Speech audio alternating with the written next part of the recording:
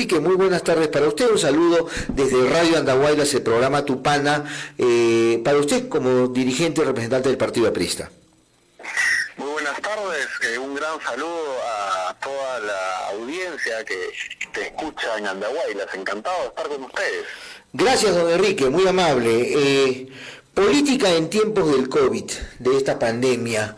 ¿Cómo va resultando esa suerte de nuevo replanteamiento de un escenario distinto para el abordaje de la política? Las redes sociales de pronto se han convertido en el nuevo medio por el cual la gente interrelaciona las cosas, las militancias se han vuelto hasta virtuales, por decirlo de alguna manera. ¿Qué significa eso para un partido con una tradición y a escasos 4 años de cumplir su centenario?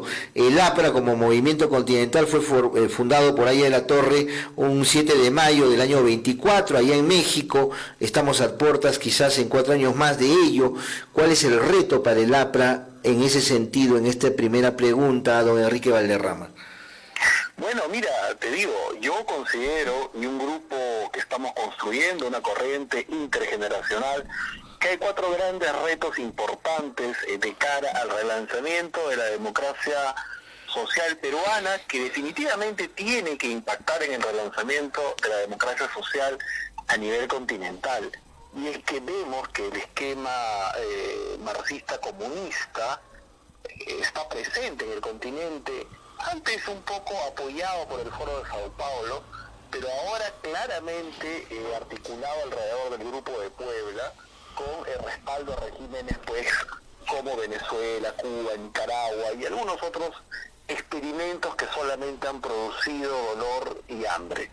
Nosotros creemos que los 4 retos para empezar, por lo menos con el APRA en Perú y su relanzamiento, el primero es construir una narrativa alternativa que pueda contrarrestar lo dicho por algunos falsos relatos académicos en los últimos 40 años. Nosotros debemos construir también con ayuda de gente de la academia, digamos, desde una perspectiva no tan oficialista o no tan de izquierda criolla, una narrativa alternativa que pueda ayudarnos a contar también nuestra verdad y a desmontar algunos mitos. Por ejemplo, para señalar un par, ¿no? Que Sendero Luminoso del MRTA no fueron grupos terroristas, sino fueron guerrilleros, o que el gobierno de Valentín Paniagua fue una auténtica transición llena de virtudes. Primero, la narrativa de los últimos 40 años, la producción intelectual académica. Segundo, un nuevo programa de cambio social, y orientado fundamentalmente a luchar contra la república oligopólica, de alguna forma, que se ha construido en el país en los últimos años, a luchar por la justicia social alrededor del tema de salud, por ejemplo, en el costo de los medicamentos, en el abuso de los laboratorios, sin duda en el abuso de las clínicas también, evidentemente no proponiendo la demagogia absurda de la estatización, luchando además, por ejemplo, contra el duopolio del combustible en el Perú, que afecta al bolsillo popular, luchando, por ejemplo, contra el abuso de la bancocracia, de los intereses, el crédito financiero más caro en el mundo, y definitivamente planteando una agenda social alrededor del tema del agro y de la microempresa, que es un tema fundamental. Tercero, redibujar el dibujo orgánico, la estructura orgánica del partido. Tenemos una estructura básicamente heredada de 1930, y tenemos que ser conscientes que ya el mundo ha aparecido en internet, y aparte ha habido una guerra mundial más, ¿no? Por lo tanto, algunos años han pasado y tenemos que cambiar nuestro dibujo orgánico.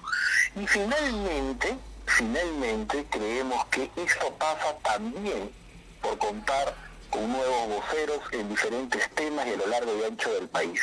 Definitivamente el partido necesita renovarse, pero el Perú también necesita una APRA renovada, no solamente por los intereses propios del partido en el mediano plazo, sino por los intereses del país. Por lo tanto, creemos que esas son 4 grandes tareas importantes: una tarea de vocería, una tarea de programa, una tarea de organización y una tarea conceptual alrededor de la narrativa. Y sin duda en estos tiempos hay que utilizar las herramientas de la tecnología, que ahora nos permiten acortar distancias y poder reunirnos y conversar, por ejemplo, ahora desde Lima hasta Andahuaylas.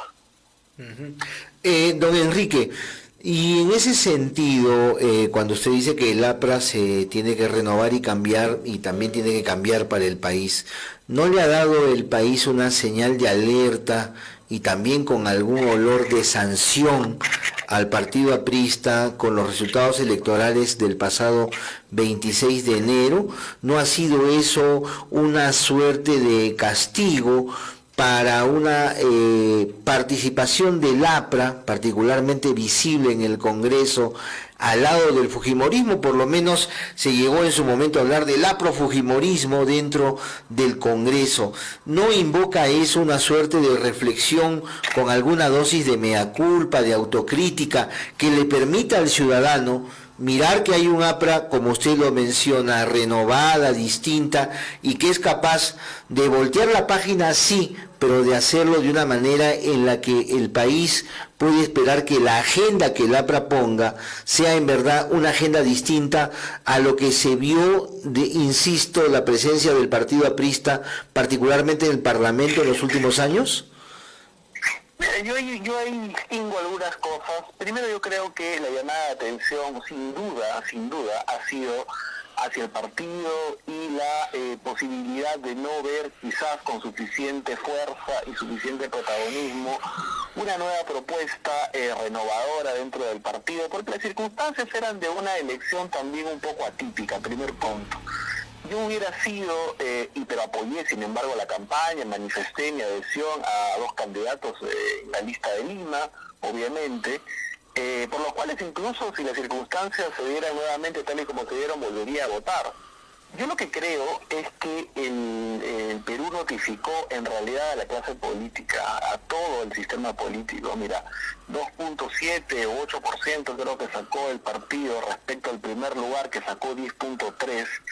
Estamos hablando de 8 puntos porcentuales y el primer lugar teniendo 10%, la verdad es que a todos nos fue muy mal, a nosotros particularmente mal. Y creo que más que la línea política hay que tener en cuenta algo, y eso se lo digo a toda su audiencia.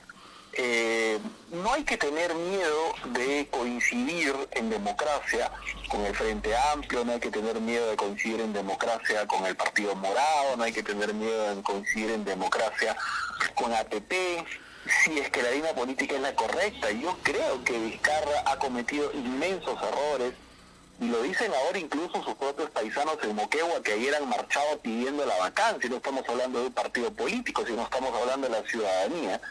Yo no creo que el problema haya sido la línea política, yo creo que el problema ha sido que hemos abandonado el trabajo social y la representación de intereses de manera propositiva del mundo popular en el Perú. Yo creo que ahí nosotros tenemos una inmensa deuda que tenemos que saldar, y por eso digo, una nueva propuesta de un programa de cambio social que represente a la microempresa en el Perú, que represente a los jóvenes en el Perú, que represente a la gente del campo en el Perú, a la que hemos dejado de representar, sin ninguna duda. Yo creo que el tema es propositivo, que el tema es social, no tanto de línea política, porque yo la verdad me mantengo en la firme oposición y crítica a Vizcarra, porque está haciendo un escenario, está propiciando un escenario desastroso en el país. Ya no importa los infectados, porque yo no creo que tengamos 260.000 o 80.000 infectados, pero se habla de que cuando menos tenemos 4 veces más el número de muertos, que oficialmente ya son como 10.000. Entonces creo que ha sido un desastre y estamos sextos en el mundo, y sin duda eso pasa por la incapacidad del régimen y su cerrazón. Por lo tanto, la crítica es una cosa, pero creo que lo que ha faltado es acompañarla de una propuesta adecuada y sobre todo de trabajo de la representación misma del tejido social, que sin duda en esta nueva etapa que esperemos que se pueda impulsar en el partido en los próximos meses sea posible. En su momento, en las épocas aurorales, iniciales del APRA, Aya de la Torre pergeñó la idea del partido de Frente Único, llegaba a decirse inclusive con mayor precisión el Frente Único de clases explotadas. Esa suerte de Frente Único, mirando el escenario actual, podríamos decir, de clases víctimas del COVID, de la epidemia. ¿Cómo piensa el APRA plantear esa suerte de resintonía, de nueva conectividad con los ciudadanos. Usted ha hablado de algunos elementos, pero estos que son del día a día, ¿no invocan en ese sentido también una mirada de mediano plazo, don Enrique Valderrama, que le dé un contenido no solamente programático, sino también de contenidos de las reivindicaciones de la gente de cara a este tiempo que usted ha descrito como tan complicado, con un gobierno que ha reaccionado lento o tarde a las circunstancias, con una suerte de repartija del dinero, esto de el famoso Arranca Perú, el proyecto de inversión de miles de millones que han caído en manos de unos cuantos, y para la gente de los sectores de esas clases explotadas de las que hablaba Aya, solamente las migajas a través de quédate en casa, pequeños bonos que no han servido para mucho, si es que prorrateamos inclusive de manera más inmediata esos dineros entre las cantidades de días de confinamiento que se han cumplido hasta el día de ayer, don Enrique. Mira, yo pienso que el partido, como parte de la oposición democrática, pero tomando un rol en lo propositivo importante, y yo diría que incluso podría ser protagónico ante la ausencia de propuestas sensatas y serias. Yo respeto mucho el mundo de las artes, pero considero que, y evidentemente también respeto a todos aquellos que han con los votos del pueblo llegado al Parlamento. Pero a veces miro unas encuestas que me dicen que Salvador del Solar y Urresti son los favoritos, y realmente pienso que el país no puede cometer tales errores y llevarla prácticamente pues al borde del abismo, ya empujarlo directamente hacia el abismo. Considero que el partido tiene que tomar un rol protagónico, proponiendo básicamente cómo nosotros somos capaces de impulsar en los siguientes 60 meses, a partir del 28 de julio del año 2021, la creación de 5 millones de puestos de trabajo graduales, que es más o menos el impacto que va a tener el COVID en la economía y en el empleo en el Perú. Y esto se tiene que dar fundamentalmente a través del impulso de pequeña infraestructura, que me parece algo fundamental, pistas, veredas, el hecho de avanzar rápidamente con grandes proyectos de infraestructura que podrían empezar en 2 o 3 años, pero inicialmente en la pequeña infraestructura a través, por ejemplo, de núcleos ejecutores, a través, por ejemplo, además también en el rango de apoyar el empleo, apoyar la microempresa, que es un tema fundamental. Hasta el año 2011, que es un gobierno al que hay que defender, más allá de los problemas puntuales que puedan haber existido de gente que, si en el caso delinquió, debería pagar sus penas en la cárcel sin duda, pero comparando pues ese gobierno con lo que hizo Yantumal y sobre todo con lo que está haciendo el binomio Kuczynski-Vizcarra, las cifras que tienen actualmente los que nos gobiernan, pues se sonrojarían, porque la verdad que hicimos muchas cosas importantes a favor del pueblo, y una de ellas fue incrementar el volumen de las compras hacia las MIPES en el país. Y yo creo que esa política deberíamos impulsarla ahora, en este momento, y deberíamos cuando menos cuadruplicar o quintuplicar el volumen de compra a la microempresa en el Perú, que eso es algo fundamental. Entonces yo creo que el partido tiene que plantear la agenda social básicamente enfocada en el empleo. Cómo nosotros le proponemos al país para que sea tomado de repente pues por una gran coalición en el 2021, si la idea es quizás unir voluntades, o que el partido mismo la pueda protagonizar, si es que podemos lograr consensuar un candidato propio, que espero que sea así, poder impulsar esto en el debate y colocarlo en la mente de la gente, para con la victoria o no podamos luego impulsar este programa en el gobierno y también desde el Parlamento, sin duda. Por ejemplo, un tema importante y fundamental que podría ver el Parlamento. No, porque están pensando pues en la manera, yo creo, cómo se pueden quedar un añito más por lo menos, ¿no? Yo lo veo en esa actitud. Pero podríamos nombrar una comisión mixta, por ejemplo, desde el Ejecutivo con el Legislativo, que se dedique únicamente a reducir a la quinta parte todas las trabas burocráticas que el Estado pone para la pequeña o la gran inversión, tanto a nivel del Ejecutivo a través de los reglamentos y el nivel legislativo a través de las normas con rango de ley que requiriesen ley para poder ser eliminadas. Por lo tanto, yo creo que ahora hay que liberar definitivamente el potencial productivo del país, y eso solamente se va a lograr haciendo algunas reformas y tratando de impulsar a la microempresa, tratando de impulsar también el sector agrario, la agenda social del agro, el tema de la pesca, por ejemplo, para poderla potenciar. Sin duda, como ya dije, el tema de la construcción. Por lo tanto, creo que el APRA tiene que ir a eso y a frenar determinados abusos, que yo sí considero que hay que ponerlo así. Y hablar de algunos oligopolios, porque me parece importante, el tema de los intereses en el asunto del crédito, como ya dijimos, y un tema que no mencioné en esta primera etapa, que es el asunto previsional en el Perú. Sin duda necesitamos debatir el tema de las AFPs, no con la demagogia con la que impulsa pues de Luna, Acuña y Urresti, ¿no? Sino, por ejemplo, poniendo los objetivos claros como el reducir los años de cálculo para la pensión, que ahora están en 110, lo cual me parece un absurdo, pero nadie vive 110 años en el Perú. Eso es un acto absolutamente injusto que debería ser replanteado. Pero esos temas estamos pensando en el APRA, y estoy convencido de que conforme pasen los meses podremos ir construyendo sin duda una alternativa propositiva para las grandes mayorías en el país. Y esa alternativa propositiva de la que usted habla para la atención de la ciudadanía, ¿cómo se va a plasmar de cara al escenario electoral del próximo año? El APRA es un partido muy antiguo, de larga presencia en la vida política del país, y obviamente ha estado presente en la mayoría de elecciones cuando se ha tratado de las presidenciales, salvo aquellas que han merecido el veto en algún momento justamente de las Fuerzas Armadas. ¿Qué está haciendo el APRA para tener nuevamente esa presencia política con candidatos propios?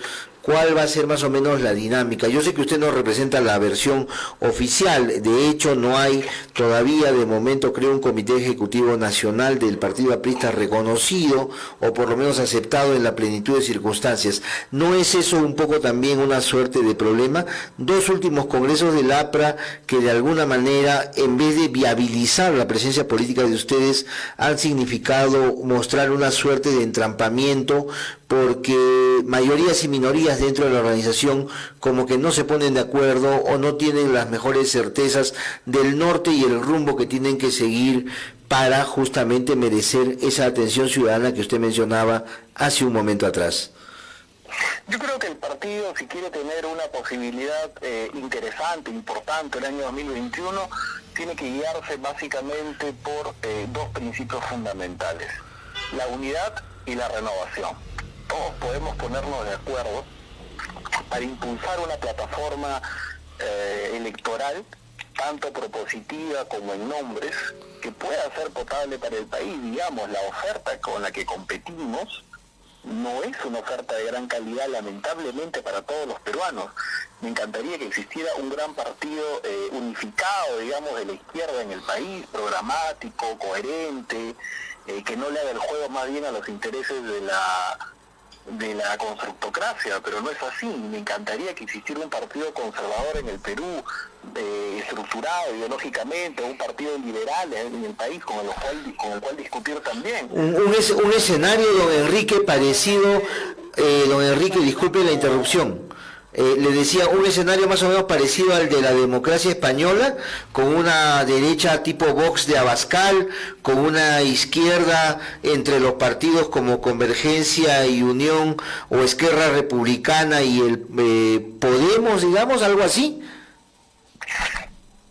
Mira, el escenario español es muy complicado y yo quisiera en eso evitar que el partido, por ejemplo, en un escenario de recuperación, cometa los errores de esta figura que es muy interesante, porque desafió de alguna manera a los varones del PSOE, que es Pedro Sánchez, pero para terminar en una alianza con los comunistas de Podemos, y estoy seguro luego concretar un gobierno que no le va a servir en España.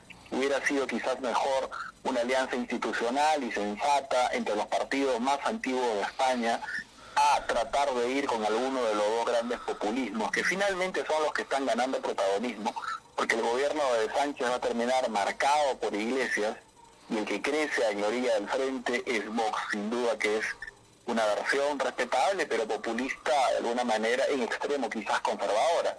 Yo no quisiera que el partido tenga aquí en el Perú que elegir una radicalización populista irresponsable hacia ninguna de las alas para poder relanzarse. Y eso pasa necesariamente por trabajar socialmente y representar una agenda de cambio en un marco democrático. Yo prefiero pensar, con sus bemoles y con sus tragedias, que estamos sin duda en un escenario similar al del primer tercio del siglo XX, en el cual había un presidente que procedía de un grupo oligárquico como Leguía, que venía del viejo civilismo, pero que había tenido a través de su salida del país y su reingreso la posibilidad de estar en contacto con ideas modernizantes, termina traicionando a su grupo. En el caso de Vizcarra es un nombre del Club de la Construcción, claramente, y quizás él por temas populistas termine traicionando a gran parte del empresariado que ingenuamente creo que aún confía en él, y pueda terminar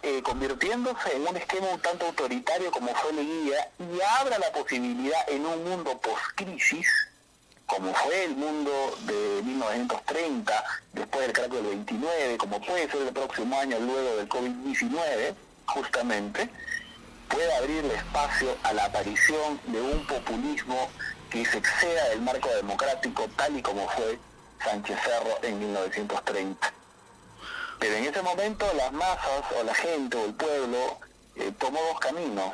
Tomó el camino del populismo fuera del marco democrático, un populismo radical, y la propuesta, la gran propuesta de un hombre extraordinario como Aya de la Torre, que pudo construir un programa de cambio social respetando el marco democrático. Y creo que esas circunstancias se pueden replicar en estos momentos.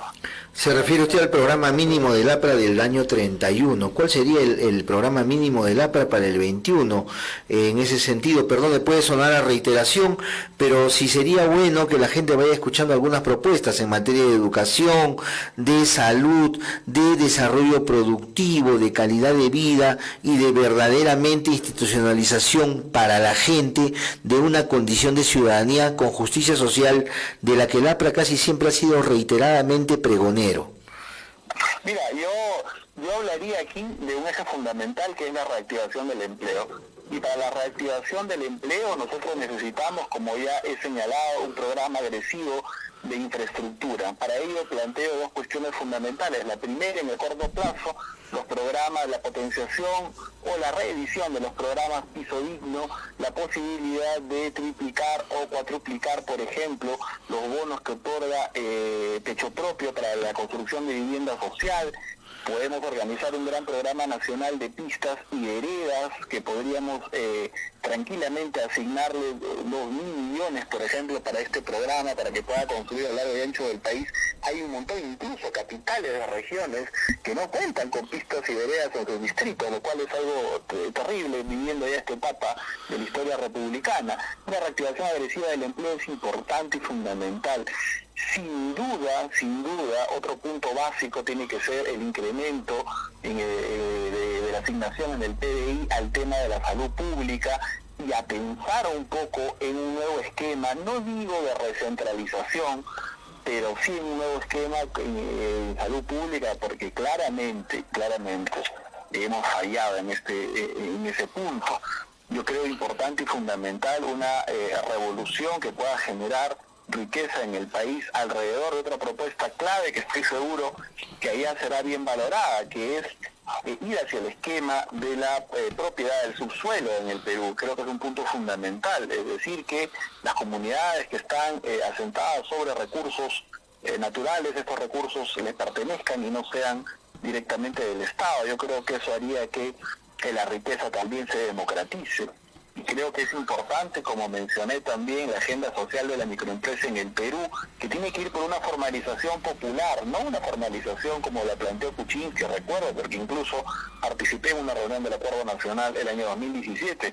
Habló de una formalización que no terminó formalizando a nadie, o como la formalización minera de Humala, que terminó formalizando solamente siete mineras pequeñas. No, yo creo que debemos ir a un esquema de formalización agresivo en el cual nosotros, sin una perspectiva persecutoria, podamos lograr dándole beneficios a aquellos que puedan entrar en la formalidad a través quizás de un ingreso escalonado en el cual el primer año no paguen impuestos y empiecen a pagar muy poco el segundo en un periodo para evaluar entre 5 a 10 años aproximadamente, que eso sería el tiempo que nosotros tendríamos que afinar la propuesta.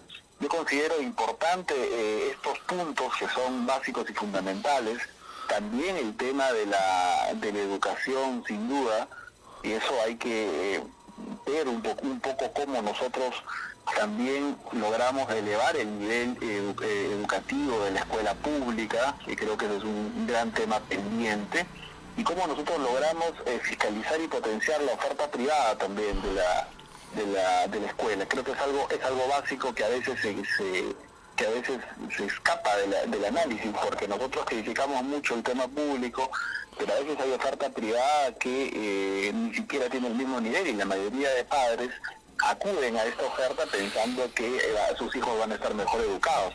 Por lo tanto, yo considero que el tema del empleo, que atraviesa un pacto y un acuerdo nacional por la infraestructura para 10 grandes megaproyectos cuando menos, el tema de la infraestructura popular, el tema de la salud, el tema de la educación, el asunto, como mencionaba también, de la lucha contra la corrupción, planteando una cuestión emblemática que me parece clave, y es parar el proyecto y no gastar $1 más en la refinería de Talara. Me parece un punto fundamental. No podemos terminar de gastar $2.000 millones más en un elefante blanco cuya posibilidad de retorno va a ser alrededor de 50 años, donde probablemente el combustible fósil ni siquiera pues esté ya en boga. Por lo tanto, creo que un punto básico de lucha contra la corrupción es parar el tema de Talara y declarar una política nacional de austeridad en el gasto estatal, fundamentalmente reduciendo al 10% las consultorías que el Estado contrata.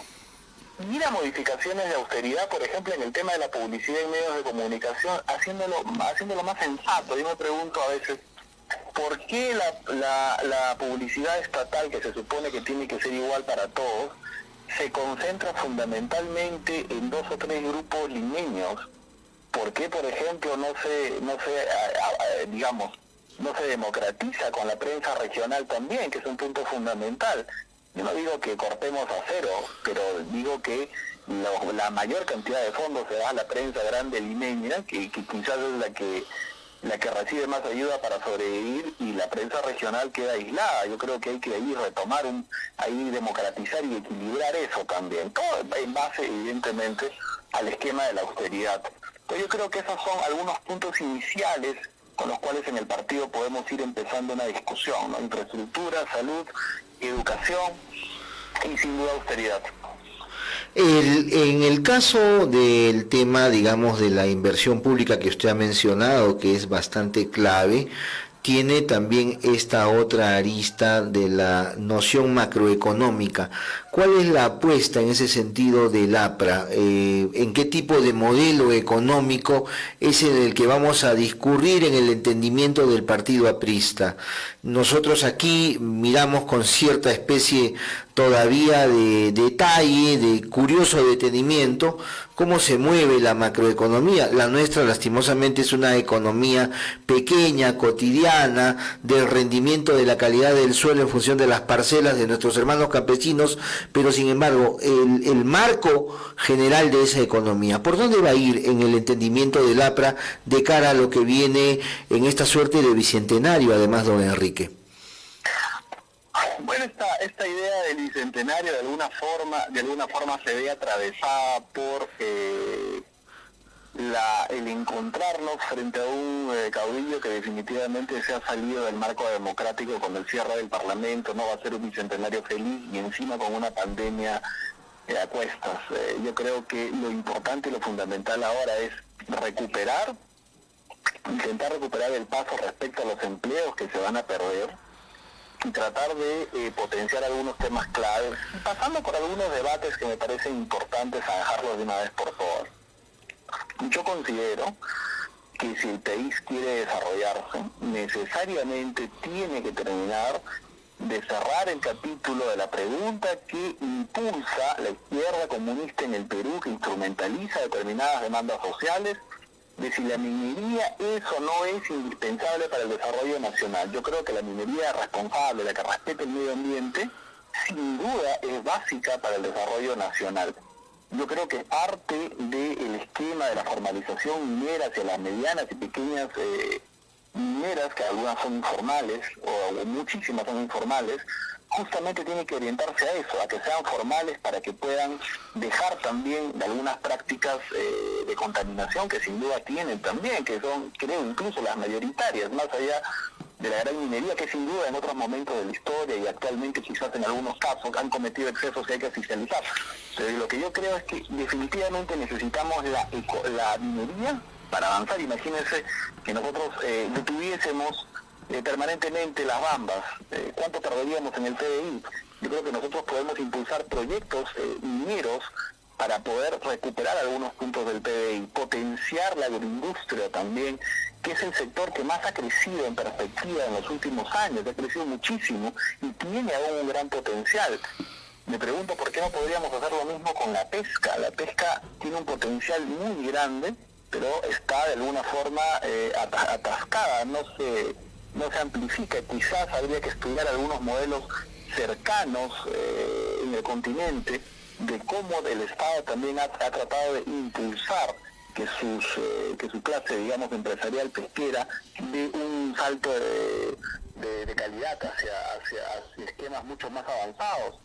Naturalmente, como decía yo, el tema de la infraestructura es básica e importante. Y el problema ha sido que alguna gente en los gobiernos regionales y en los gobiernos nacionales que han llegado o han sido ministros o han sido electos, han venido con una agenda de proyectos de algunos que les han financiado la campaña o quizás les han comprado la conciencia previamente. Por eso yo considero que es importante llevar a un nivel, y esto la verdad que no se dice mucho, pero creo que hay que plantearlo, hay que llevar a un nivel de acuerdo nacional el tema de los grandes proyectos de infraestructura. Yo he visto el esquema de planificación asiático, por ejemplo. He estado en Beijing, y he estado también en Taipei, en Taiwán, y he conocido además otras experiencias del Asia, y considero que nos falta un poco la planificación a mediano y largo plazo. Si nosotros pusiéramos como meta en los próximos 25 años 10 grandes proyectos de infraestructura claves para el país, megaproyectos, yo estoy convencido que lo podríamos sacar si nosotros, en una perspectiva interpartidaria de la sociedad civil, etcétera, podríamos convenir que esos proyectos son los claves para el desarrollo del Perú. Por lo tanto, yo considero que evidentemente hay que apoyar estos esquemas que yo le digo, la formalización de la pequeña minería, la potenciación aún más del tema de la agroindustria, el asunto importante de la pesca, el tema de un acuerdo nacional por la infraestructura, y básicamente ir hacia un esquema de apoyo importante a la microempresa en el país, que para mí es lo fundamental porque impacta directamente en el empleo. Y yo considero que si nosotros le damos fuerte a estos temas, lógicamente también transversalmente con el asunto de la tecnología, yo creo que nosotros tenemos buenas perspectivas para recuperarnos. Yo considero que el Perú, sin lugar a dudas, es el país que, a pesar que ha sido uno de los más afectados en el mundo y probablemente uno de los mayores en el continente, tiene algunos elementos para recuperarse rápidamente, pero requiere visión y requiere liderazgo. Hay un punto ahí importante que no quiero dejar de señalar. Las circunstancias que le ha tocado vivir a Vizcarra, lamentablemente, hubiesen requerido, lo digo lamentablemente para el Perú, hubiesen requerido de un liderazgo con una visión mucho mayor. Él lo que está presenciando frente a sus ojos prácticamente, sin que se dé cuenta, porque creo que solamente le alcanza las reflexiones para intentar ver cómo se queda un poco más en el poder o evita sus juicios, y le ha tocado una coyuntura de prácticamente una nueva guerra fría entre Estados Unidos y China. Y sin duda Estados Unidos, con el hecho de salirse de la OMS, y además nosotros vemos cómo ya Inglaterra la critica, cómo la critica Alemania, cómo Japón también la critica, ya vemos un alineamiento internacional alrededor de la posición de los Estados Unidos. Y definitivamente estábamos viendo incluso antes de la pandemia una perspectiva súper agresiva, propositiva en términos de construcción de infraestructura, por ejemplo, de la China con el tema de la nueva ruta de la seda. Por lo tanto, Vizcarra tiene frente a sus narices prácticamente una guerra mundial económica, y él es un tipo que no tiene idea de estas cosas. Y el Perú, por su posición estratégica geográfica, por los recursos con los que cuenta, por una serie de circunstancias que nuestros amigos que nos escuchan y tú mismo ya las conoces, somos más privilegiados en ese combate de superpotencias, y nos podría convenir este escenario en el sentido de que podríamos colocar nuestros productos, nuestras posibilidades incrementarían, pero con un presidente tan miope como el que tenemos actualmente no. Por eso creo que es importante y básico, porque este es un tema que va a seguir seguramente los próximos 25 años, y con emergencia de otras potencias interesantes en caminos que se pueden construir, como la India, por ejemplo. Por eso es importante que el año 2021 elijamos una persona con alguna mínima de perspectiva política y de desarrollo nacional. No podemos elegir un aventurero, sería tirar a la basura prácticamente 5 años más. Eso es gravísimo. Sí, don Enrique, quiero en esta parte ya final, agradeciendo esta entrevista con usted en representación del Partido Aprista, me seduce la idea de preguntarle algo. En el libro rojo de Aya de la Torre, una compilación de textos y citas sobre diversos libros y escritos de Víctor Raúl Aya de la Torre, Rolando Pereda glosa uno de ellos que me produce, digamos, como le digo, la tentación de preguntarle cuál es su reflexión. Dice en el texto respectivo: el Perú fue grande cuando era gobernado por los incas, volverá a serlo cuando ellos nuevamente gobiernen. Esa suerte de utopía media andina también, que en algún momento de eso que se llamó el APRA rural, Aya de la Torre lo tuvo antes del 25 probablemente, hace casi 100 años atrás.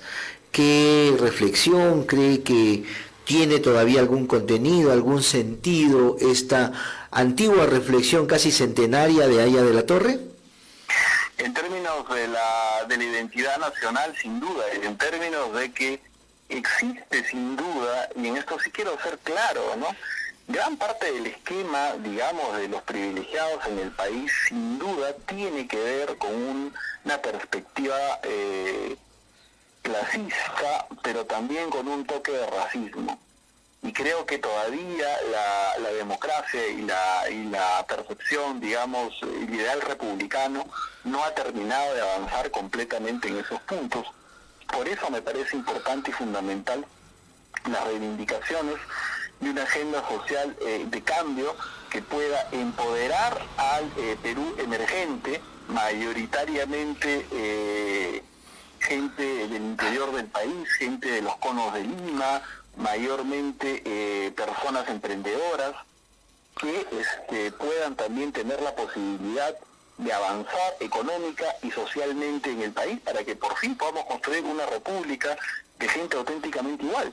Así que creo que sin duda esa reflexión en esos términos está, yo diría, más vigente que nunca, ¿no? Porque si nos damos cuenta de determinados espacios de influencia económica y social, aún la ausencia, digamos, del estereotipo del peruano mayoritario está bastante ausente, ¿no? Sin duda ahí hay algo todavía de rezagos, me parece que clasistas y un poco también, sin duda, racistas.